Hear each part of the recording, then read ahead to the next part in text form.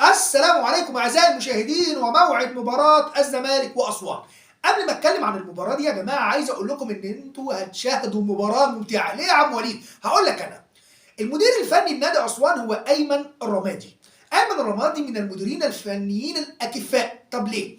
أيمن الرمادي كان لاعب كرة قدم، اعتزل كرة القدم سنة 1991 نتيجة إصابة في الرباط الصليبي، وهو مثل أكتر من نادي منها الفيوم ومنها أسوان اللي هو بيدربه حاليا. اتجه إلى الإمارات، درب فيها 15 سنة من أشهر الأندية وأبرز الأندية اللي دربها في الإمارات: الشارقة واتحاد كلباء وعجمان. وصعد بنادي دبي لدوري المحترفين 3 مرات. دي كلها مؤشرات تقول ان ايمن الرمادي مدير فني قوي. ايه كمان يا عم وليد؟ اللي تابع الماتش الاخير لايمن الرمادي قصاد العميد حسام حسن في امام المصري البورسعيدي هتعرف ان ايمن الرمادي مدير فني قوي جدا ويخوف. ايمن الرمادي حول هزيمه اسوان من 1-0 لفوز 2-1، بالاضافه ان كان في ضربه جزاء تم اهدارها من فريق اسوان.